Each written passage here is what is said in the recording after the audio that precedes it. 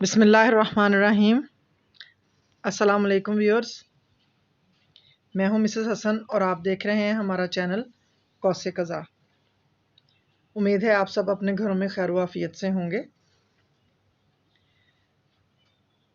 آج میں تھوڑا سا والدین پہ بات کرنا چاہتی تھی۔ آج فادر ڈے بھی ہے۔ میں تو ذاتی طور پہ ان چیزوں کے قائل نہیں ہوں کہ فادر ڈے، مدر ڈے ماں باپ کے لیے کوئی ایک دن مخصوص تھوڑی نہ ہوتا ہے، سارے دن ہی ماں باپ کے ہوتے ہیں۔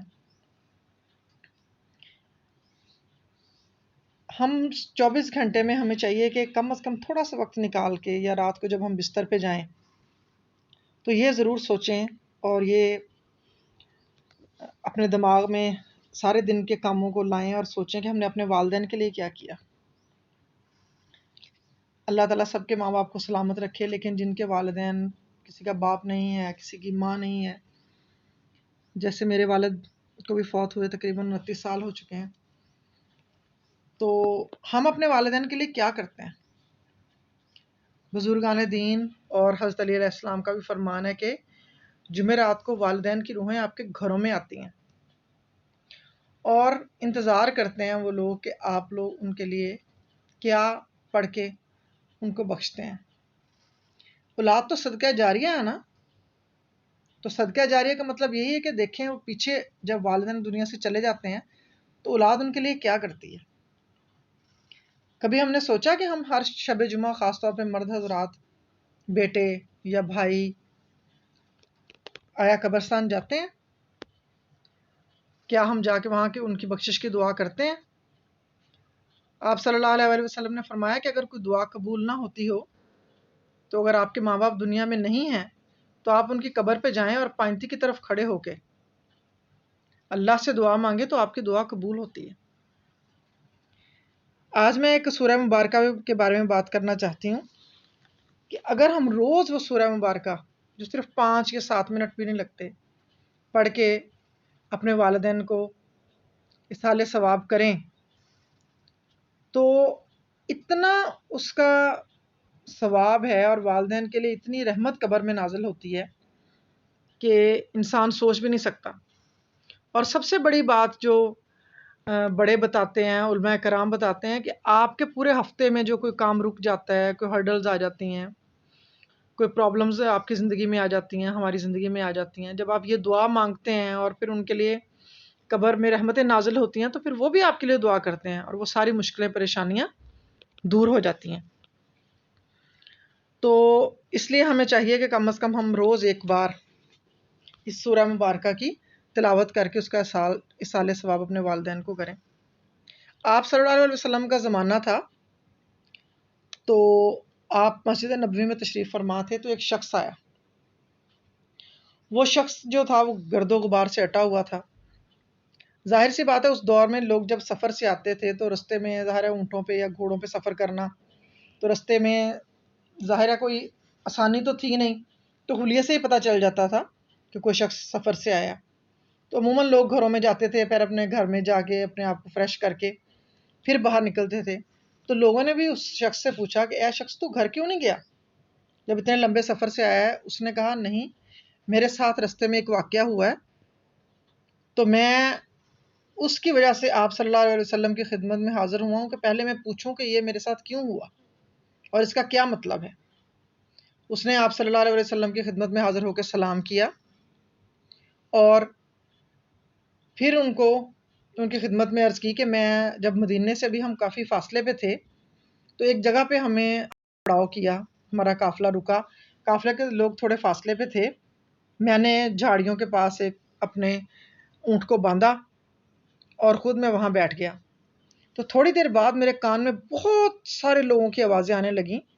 جو کہہ رہے تھے تمہارا بہت شکریہ، تمہارا بہت شکریہ۔ تو کہتا ہے کہ میں پریشان ہو گیا کہ پتہ نہیں یہاں کوئی جن وغیرہ ہیں۔ اسی اثناء میں کہتا میرے بائیں کان میں بھی یہی آوازیں آئیں، تو میں تو پریشان ہو گیا اور میں نے کہا میں آپ صلی اللہ علیہ وسلم سے جا کے اس کی حقیقت معلوم کروں گا۔ آپ صلی اللہ علیہ وآلہ وسلم نے فرمایا کیا تم اس وقت سورہ ملک کی تلاوت کر رہے تھے؟ اس نے کہا یا رسول اللہ صلی اللہ علیہ وآلہ وسلم، بے شک آپ سب جانتے ہیں، جی ہاں میں اسی کی تلاوت کر رہا تھا۔ آپ صلی اللہ علیہ وسلم نے فرمایا کہ جہاں تم رکے تھے وہاں پہ بہت پرانا قبرستان تھا اور ان قبروں کے اوپر عذاب نازل ہو رہا تھا، لیکن جیسے تم نے سورہ ملک کی تلاوت کی تو اللہ نے ان کی قبروں پہ رحمت نازل کی، جس کی وجہ سے وہ تمہارا شکریہ ادا کر رہے تھے۔ اسی لیے آپ صلی اللہ علیہ وسلم نے فرمایا کہ جو شخص سورہ ملک کی تلاوت کر کے اپنے والدین کو اصال ثواب کرے گا تو ان کی قبروں پہ رحمت اور رحمت ہی نازل ہوگی۔ ہمیں بھی چاہیے کہ ہم اپنے والدین کے پیچھے ان کے جس طرح انہوں نے بچپن میں ہمارے اوپر رحم کیا، ہمارا خیال رکھا، ہمیں پالا پوسا بڑا کیا، ہماری خواہشیں پوری کی، تو ہمیں بھی اولاد ہونے کے ناطے چاہیے کہ ہم ان کے لیے جو کر سکتے ہیں اصال ثواب کے لیے، اور بھی بہت سارے کام کیے جا سکتے ہیں، لیکن یہ جو قرآن پاک پڑھ کے اپنے والدین کو بخشنا ہے یہ تو سب سے بڑی جو ہے نا یہ سعادت بھی ہے اور سب سے بڑا ثواب کا ذریعہ بھی ہے۔ عموماً آج کے دن کو سامنے رکھتے ہوئے چلیں، عموماً ہم یوں کرتے ہیں کہ زیادہ تر ماں کے بارے میں ہی باتیں کی جاتی ہیں، لیکن جیسے ماں کے قدموں میں جنت ہے اسی طرح اللہ تعالیٰ نے باپ کا بہت بڑا درجہ رکھا ہے۔ کہا جاتا ہے کہ جب باپ اولاد کے حق میں دعا کرتا ہے تو زمین و آسمان کے درمیان کوئی چیز اس دعا کو قبول ہونے میں حائل نہیں ہو سکتی۔ چلیے جاتے جاتے میں ایک چند اشعار ہیں باپ کے بارے میں اور میں اپنے ابو کے لیے بھی کہنا چاہتی ہوں، تو چلیے میں آپ کے ساتھ شیئر کرتی ہوں۔ ایک ان کہی خاموش محبت کی بات کر، ایک ان کہی خاموش محبت پہ بات کر، جو کر سکے تو باپ کی چاہت پہ بات کر، رکھتا ہے جس خلوص سے بچوں کے سر پہ ہاتھ، اس بے پناہ پیار پہ شفقت پہ بات کر، ماں کی فضیلتوں سے تو واقف ہے سب یہاں، دل ہے کہ آج باپ کی عظمت پہ بات کر، اولاد کو جو پالتا ہے آن بان سے، اس باوقار شخص کی الفت پہ بات کر، کرتا نہیں کوئی یہاں جس کا تذکرہ، تو رب کی اس عظیم عنایت پہ بات کر، بیٹی کی رخصتی پہ جو ہوتا ہے اشک بار، اس آپ دیدہ باپ کی راحت پہ بات کر، اولاد کی خوشی میں جو ملتی ہے اس کو بھی، والد کی اس کمال مسرت پہ بات کر، اس بزم میں سبھی نے کی ہے ماں پہ گفتگو، اس بزم میں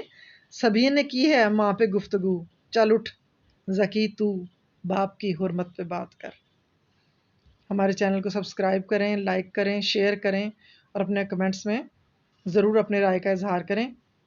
انشاءاللہ اگلی ویڈیو میں پھر ملیں گے۔ اللہ حافظ۔